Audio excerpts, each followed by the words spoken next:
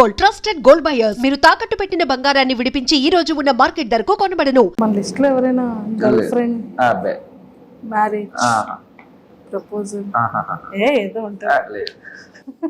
ఏ army before వరకు love story ఉందని విన్నానే.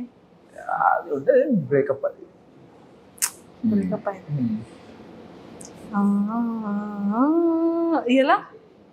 అది మొత్తం చాలా పెద్ద స్టోరీ అండి బాబు. అది పెద్ద స్టోరీ అయిందండి బాబోయ్. ఎందుకండి?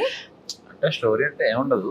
ఫర్ సపోజ్ ఓకే, ముందు అటు నుంచి అప్రోచ్మెంట్ అనేది అటు నుంచే జరిగింది. నేను అప్పుడు బిజీగా ఉన్నాను. ఇప్పుడు ఈ కోచింగ్, ఇప్పుడు డాడీ కోసం ఏదైతే మనం ఈ ప్రొఫెషన్లోకి అడుగు పెట్టేటప్పుడు నేను అది ఆ డెడికేషన్లో ఉన్నప్పుడు ఓకే, సమ్ వాట్ నా ఫ్రెండే, చిన్నప్పుడు ఫ్రెండ్, నాకు తెలియదు, అంత పరిచయం లేదు, చిన్నప్పుడు ఫ్రెండ్ అని తెలుసు. సో అలా నార్మల్గా మాట్లాడుకోవడం జరిగింది. నార్మల్గా అలా రోజు అలవాటు పడిపోయాం. బాగా అలవాటు పడిపోయిన తర్వాత ఒక రోజు ఎక్స్ప్రెస్ చేసింది ఎలా అంటే, లేదు అవ్వదు, మనకు అంత సినిమా లేదమ్మా, నన్ను నువ్వు తట్టుకోలేవు, మా అమ్మాయి నన్ను తట్టుకోలేదు, నిన్నేం తట్టుకుంటా అని చెప్పి ఫస్ట్ అవాయిడ్ చేసేసాను నేనే. తర్వాత లేటర్ బాధ అనిపించింది, ఎందుకు ఇలా, తను మంచిదే కదా అది అని చెప్పి. అన్ఫార్చునేట్గా జరిగింది వెంటనే నేను ఇలా యాక్సెప్ట్ చేసిన వెంటనే ఇలా ఒక 1-2 monthsలో నాకు ఇలా వచ్చేయడం జరిగింది అనమాట ట్రైనింగ్. సో నేను ట్రైనింగ్కి వెళ్ళిపోవాల్సి వచ్చింది. వెళ్ళిపోయిన తర్వాత కూడా బాగానే ఉంది. తర్వాత మధ్యలో ఏమైందో తెలియదు, మెసేజెస్ లేవు, కాల్స్ లేవు. సో అది కూడా ఒక నా తప్పలేండి. అంటే తప్పు అంటే నా బ్లండర్ ఏమైందంటే, నేను ఒకరోజు లీవ్కి వస్తున్నా, ట్రైనింగ్ మధ్యలో ఒకరోజు లీవ్కి వస్తుంటే, సో కలవమన్నారు.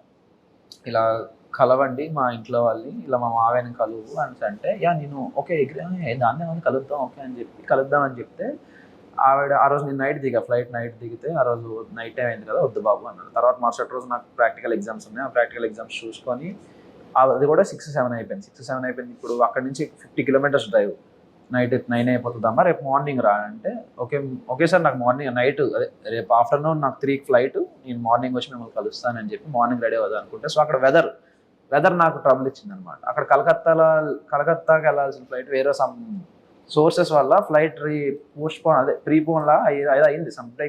టైమింగ్ సరిగ్గా నాకు కనెక్ట్ అవ్వాలి, సెట్ అవ్వకపోవడం వల్ల నేను ఇంకా ఫాస్ట్ ఇంకా ఇది సెట్ అవ్వదు, నేను కాల్ చేసి మాట్లాడదాం అని చెప్పి చేస్తుంటే కాల్ రీచ్ అవ్వలేదు వాళ్ళకి.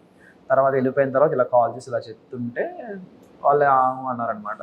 తన తర్వాత కూడా ఓకే పర్లేదు, నెక్స్ట్ టైం వచ్చినప్పుడు కలుద్దాం అది అంది. తర్వాత అప్పటి నుండి ఇంకా మరి రెస్పాన్స్ లేదు, నా మెసేజ్కి అట్లకి ఏం రిప్లై లేదు, ఏమీ లేదు. సరే మేబీ ఏమో ఇంట్లో ఉంది, ఇక్కడ కళ్ళంటే వాటర్ వచ్చాయి ఇప్పుడు ఎందుకు అవన్నీ. అంటే నేను ఎలా ముందు చాలా అరగంట ఉండేవాడు మనిషిని అసలు. ఓకే బేసిక్గా నాతో మంచిగా మాట్లాడితే ఓకే, మాట్లాడకపోయినా నేనేం వేరే వాళ్ళ గురించి బేసిక్గా ఆలోచించాను. ఎందుకంటే నా గురించి నేను ఆలోచించడానికి నాకు టైం సరిపోదు, అంత ఆలోచించుకుంటా నా గురించి. సో వేరే వాళ్ళ గురించి ఆలోచించే పర్సన్ కాదు బేసికల్గా. సో అలా ఈ మనిషి గురించి ఆలోచించి ఏమైంది అసలు ఏంటి అనే క్వశ్చన్కి ఒక స్టేజ్లో అర్థమైంది, ఇంట్లో మేబీ ప్రెషర్ ఏదైనా పెట్టారేమో, మేబీ ఇంట్లో లాక్ అయ్యిందేమో అని ఎక్స్పెక్ట్ చేసి, ఓకే కాలేజ్లో జాయిన్ అవుతారు కదా, కాలేజ్లో జాయిన్ అయిన తర్వాత ఎవరైనా ఫోన్ తీసుకొని మెసేజ్ చేస్తుంది అని చెప్తే, వేరే వాళ్ళ ద్వారా కాలేజ్లో జాయిన్ అయిందని కూడా తెలిసింది. కాలేజ్ జాయిన్ అయింది కదా ఇంకా మెసేజ్ రాకపోవడం ఏంటంటే, నేను మా ఫ్రెండ్స్కి వాళ్ళందరికీ ఫోన్ చేశారా ఎలా ఉంది ఏది కథ అని చెప్పి నేను ఎంక్వైరీ చేసి, తీరా వాళ్ళ క్లాస్లో ఒక ఫోన్ నెంబర్ 4 రోజులు తపస్సు చేసి ఒక ఫోన్ నెంబర్ పట్టుకొని ఫోన్ చేస్తే, ఆవిడ ఫోన్ ఇస్తే నేను తర్వాత మాట్లాడతానని చెప్పి. తర్వాత ఒక స్టేజ్లో నేను ఇంటికి వెళ్ళాను. నాకు లీవ్ దొరికిన వెంటనే, ఎప్పుడైతే నాకు ట్రైనింగ్ అంతా అయిపోయిందో దాదాపు ఒక 8 months తర్వాత నాకు లీవ్ దొరికింది. 8 months వరకు లేదు, 8 monthsకి లీవ్కి వెళ్ళిన తర్వాత వాళ్ళ ఇంటికి వెళ్ళాను. ఇంటికి వెళ్తే వాళ్ళ డాడీ వాళ్ళు అవ్వదు అసలు ఇంట్లో కూడా రాకు అదని చెప్పి పంపించేశారు, బయటికి పంపించేశారు. సో ఓకే నో ప్రాబ్లం అని చెప్పి నేను సైలెంట్ అయిపోయాను. తర్వాత విషయం ఏం జరిగింది, ఒక 3-4 months తర్వాత వాళ్ళ డాడీకి నేనే ఫోన్ చేశాను. ఏంటంటే అప్పుడు టైం పాస్ కోసం అని చెప్పి నా కాంపిటేటివ్ బుక్స్ అని చెప్పి తనకు పంపించేశాను. ఇలా బుక్స్ చదువుకో ఇంకా బెటర్గా ఉంటుంది, ఇంకా నువ్వు డైవర్ట్ అవ్వడానికి బాగుంటుంది అని చెప్పి.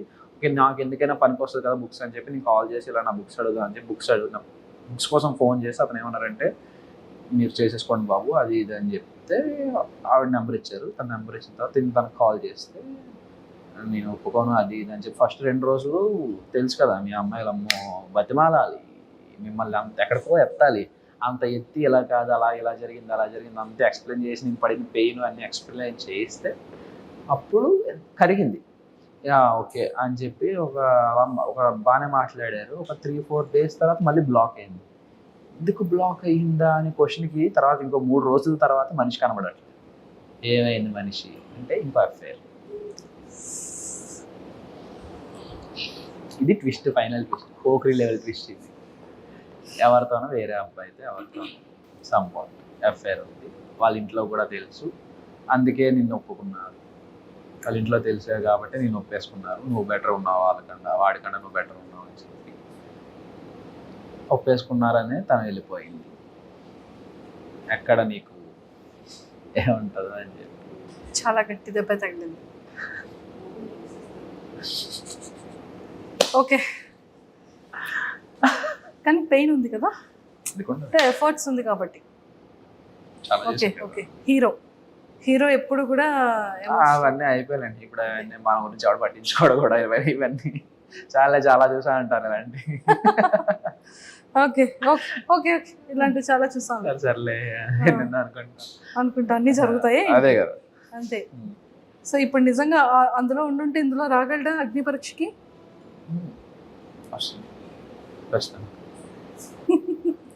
Super. Whatever, past is past, కానీ ప్రెసెంట్ ఎంత బాగుంది. సో అయితే అప్లికేషన్స్, పోస్ట్ లెటర్స్, కార్డ్స్ అన్ని కూడా ఇంక డైరెక్ట్గా పంపించవచ్చు. అయితే పంపించవచ్చు. ఎవరికి పంపిస్తారు చూసారా, ఇది కదా ఆన్సర్ వచ్చింది.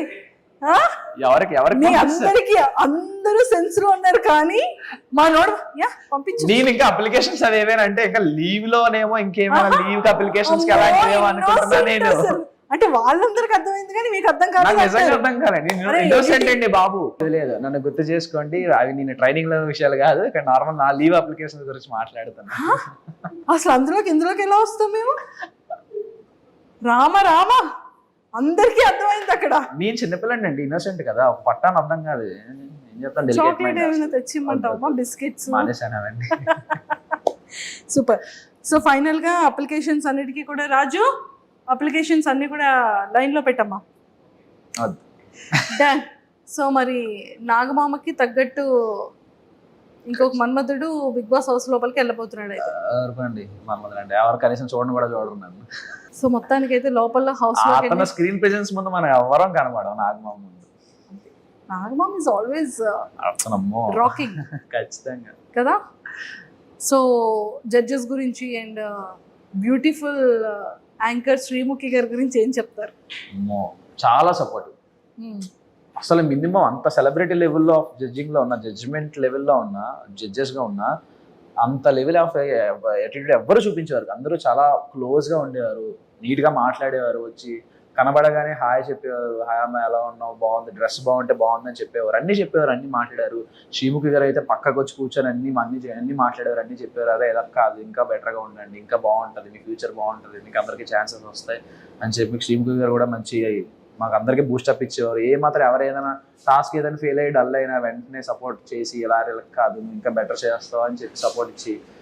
అభిజిత్ గారు చాలా మంచివారు.